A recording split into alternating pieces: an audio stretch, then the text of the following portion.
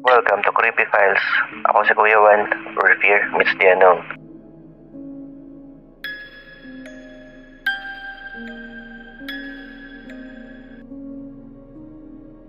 Nagsimula lang ang lahat sa kwentuhan sa pantry hapon ng Biyernes. Alam mo yung vibe na pagod na lahat? Gusto lang magpahinga o tumakas kahit sandali. Si Liam palaging may pa-joke. Biglang nagbitaw ng, "Magbagyo na lang tayo kahit overnight lang para makapahinga naman ng malamig." Noong una walang sumeryoso, pero habang tumatagal parang nagkakakula yung biro. Alam mo yung, "Tara, tapusin na natin to. Let's go." Apat sila, si Liam, Stacy, Reggie at Sadie. Matagal na silang may planong mag-travel. Pero tulad ng karamihan, laging nauuwi sa, "Next time na lang." Buti may kotse si Reggie. Luma na pero maaasahan. Ilang beses na rin napasabak yon sa out-of-town trips. Kaya noong matapos ang shift, hindi na sila nagpatumpik-tumpik. Konting empake, stopover sa convenience store para sa snacks. Tapos mga alas 11, tumulak na palabas ng Maynila. Stories are exclusives only here on Creepy Files with Kuya Juan. Ang saya ng trip nila, syempre hindi mawawala ang music, kwentuhan, asaran, antok at excitement. Nasa NLEX na sila at tuloy-tuloy ang biyahe. Habang papalapit sa norte, numinipis sa mga sasakyan, kaya mas tahimik at mas dumidilim na din. Bandang madaling araw, simula na ng akyatan.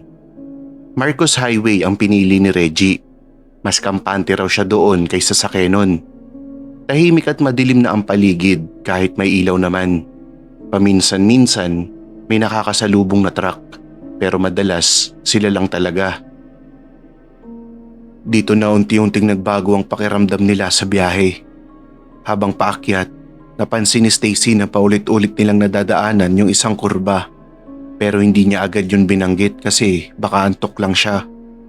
Pero nung napansin niya yung parehong tindahan na may saradong rolling door, pati yung asong nakahiga sa gilid, nagtanong na siya. Sabi ni Reggie, imposible daw yun. Kasi dire-diretso lang sila. Sinubukan pa niyang gawing biro pero halatang pilit yung tawa. Si Sadie naman tahimik lang sa likod pero panay sulyap sa labas. Sabi ni Liam baka kulang lang sila sa tulog. Kaya napagkasunduan nilang huminto sandali sa isang stopover para mag-unat at mag-CR. Pagbukas ng pinto, malamig ang hangin. Sobrang tahimik kasi syempre madaling araw na.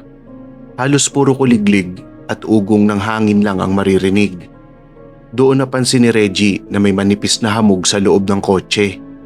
Parang fog na dumikit sa salamin pero galing sa loob at hindi sa labas. Pinunasan niya yon, sabay sabi na baka dahil sa temperature difference. Pero lahat sila may hindi maipaliwanag na kaba. Pagbalik sa kotse, mas tahimik na.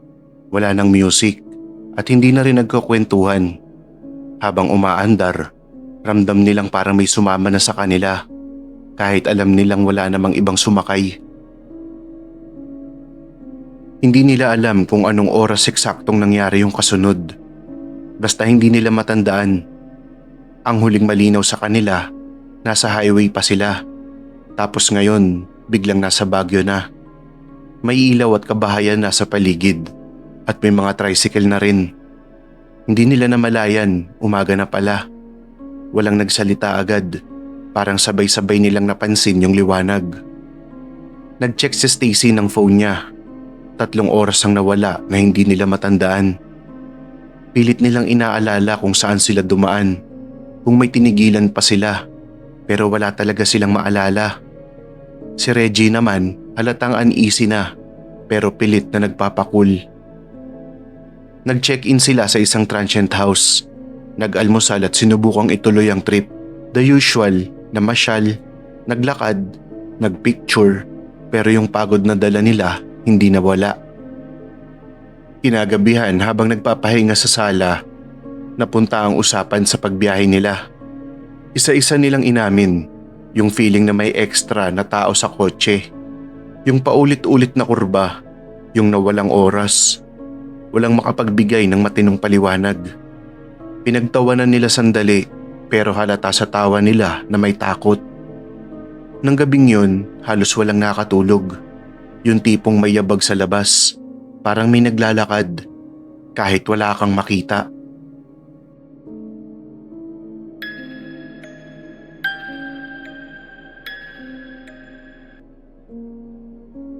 Matagal na talagang gusto ni Adrian na magbagyo. Hindi siya tulad ng iba na basta na lang magpapasya at aalis. Call center agent siya sa Ortigas at night shift ang duty niya. Alam mo yun, baliktad ang buhay. Tulog sa umaga, gising naman sa gabi. Kakain lang kung kailan pwede. Paikot-ikot lang sa ganun. Parang paulit-ulit na kanta na nakakasuya na sa pakiramdam mo. Hindi naman siya yung tipong madrama. Tahimik nga lang siya sa opisina pero marunong makisama. Hindi rin siya yung palakwento. Pero netong mga huling buwan, may pagod siyang hindi matanggal-tanggal kahit anong tulog. Isang Sabado ng umaga pagkatapos ng shift at habang naglalakad pa uwi, bigla na lang siyang nag-decide na tumakas muna at magpunta ng Baguio. Kaya umuwi muna siya para mag-impake ng ilang damit. Tapos diretso na sa Cubao nang walang halong pagdadalawang isip. Parang may nagtutulak sa kanya na umalis muna. Pagdating niya sa terminal, siksikan na ang mga tao. May nagbebenta ng kwek-kwek. May mga barker na parang sirang plaka sa kakasigaw ng Baguio, Baguio! Bumili siya ng tiket para sa susunod na bus. Habang naghihintay, umupo muna siya at nag-cellphone. Sinusubukang namnamin ang kakaibang excitement na may pupuntahan. Nang dumating na ang bus, sumakay siya agad at umupo siya sa may bintana sa bandang gitna. Yung may bakanting upuan sa tabi. Hindi naman punuan ng bus kaya nakapag-relax siya. Stories are exclusives only here on Creepy Files with Kuya Juan. Pero ilang minuto pa lang umaandar ang bus, may naramdaman na siyang kakaiba. Yung parang may umupo sa tabi niya kahit wala naman siyang nakita. Sinubukan niyang baliwalain yun kasi baka antok lang siya o baka epekto ng puyat. Pero habang tumatagal, mas ramdam niya yung bakanting upuan. Parang mabigat. Yung sandalan, parang may sumasandal. Kaya sinubukan niyang ilagay ang bag niya sa tabi niya. Pero parang may pumipigil sa kanya dahil hindi niya yun maitulak ng maayos. Hindi naman matigas pero may resistance. Sa paligid niya, walang pakialam ang ibang pasahero. May natutulog, may tumatawa, may nakapikit lang sa music nila. Pagdating ng NLEX, nakaramdam na siya ng antok pero pilit niyang nilalabanan yun. Pero bumigay din ang mga mata niya. Habang nag-aagaw diwa siya, may narinig siyang mahina at mabagal na paghinga. Sobrang lapit, parang sa mismong tabi niya. Bigla siyang dumilat at tumingin sa kaliwa pero bakante pa rin yun tulad kanina bago siya makatulog. Pero sigurado siya sa narinig, kaya sumandal siya ulit at kinumbinsi ang sarili na pagod lang siya. Na imagination lang ang lahat, pero maya-maya may napansin na naman siya. Yung lamig ng aircon, parang biglang naging masyadong malamig sa parte ng katawan niya na malapit sa bakanting upuan. Hindi naman yun simpleng lamig, parang may pinanggagalingan.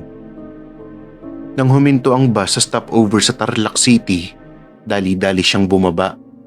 Hindi dahil sa gutom o naiihi, kundi gusto lang niyang makahinga sa labas. Habang nasa stopover, pilit niyang pinapakalma ang sarili niya. Kaya kumain siya ng kaunti at nagkape. Pero pagbalik sa bus, bago siya umupo, napansin niya yung seatbelt ng upuan sa katabi niya na kanina straight lang. Pero ngayon, parang may gumamit kasi medyo nakalihis na yon. Hindi na siya mapakali. Buong biyahe, parang palaging may nakadikit na malamig sa balat niya. Para may kasama siya sa upuan kahit wala naman. Nang umakyat na ang bus sa pazigzag, lalo pang lumalim ang katahimikan. Halos lahat ng pasahero tulog na. Sa labas naman, madilim na din. Tanging headlights lang ng bus ang gumuguhit sa kalsada. Doon niya ulit narinig yung paghinga. Ngayon malinaw na.